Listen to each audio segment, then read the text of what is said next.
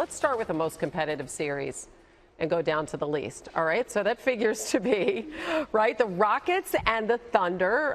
James Harden at the point now. So how do we see that mano-a-mano matchup with Harden and Westbrook playing out? I think this will be one that we have to sit and watch with our mouths open, because it's just going to go back and forth with these guys making incredible plays, leading their team. But I think at the end of the day, it's going to be one of those, all-star games kind of where who's going to score the most points. And I just think the Rockets have more weapons and they're going to knock down more shots. I think OKC will win a couple games, which will make this series interesting, and then we'll just have to wait and see. I mean, Ryan, 3 of the games were decided by 3 points or less.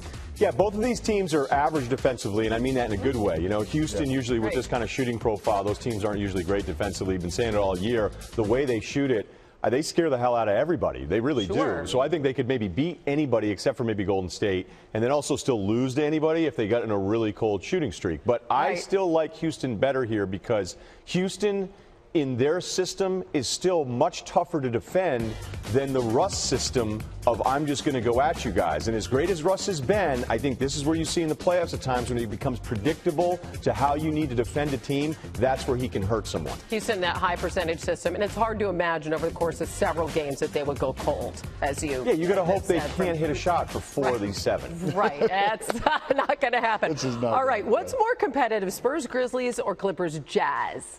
I think the Spurs Grizzlies. The Grizzlies, you always try to count them out. They find ways to win. They're one of those teams that are kind of built for the playoffs. They go down and they execute offensively. They come back, they execute defensively. And then they got guys who you never know from time to time if they're going to give you a great game or a good game. I see Marc Gasol the other game shoot like a Steph Curry 3 and knock it down. And then Zach comes in and does his thing. And then they're a team defensively that could slow the Spurs down and kind of give them some problems here and there. But can they score? Because the Spurs, obviously have Kawhi. And how many games would you see this going? Maybe 6. I still think that their offense is superior to what Memphis is. And I would disagree with Antonio. I can't wait to see this other series, because Utah, when they're right, when they're healthy, when they have all of their pieces, including Hill point guard, they are a really scary team. And even though I feel like for years I've been maybe more pro Clippers than others have been, like here they are 50 wins and everybody wants to blow them up and everybody stinks on the team. Like they're I think still, that now, blow them up. All right, but what's the other option? Win 25?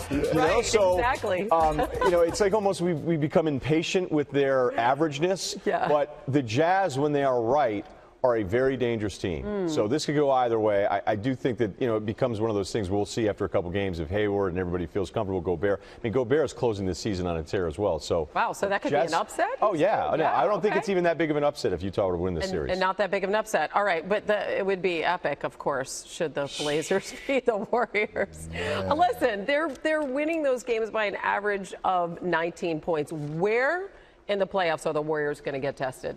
Well, I think they won't get tested in the first round against the Blazers, obviously. I think they'll get tested a little bit if they have to play Utah or Cleveland. But the real test, to me, won't come into the Western Conference Finals. Then we'll see, KD has to be in rare form and things like that for them to go ahead and make it to the finals. I mean, you're hyping up Utah here.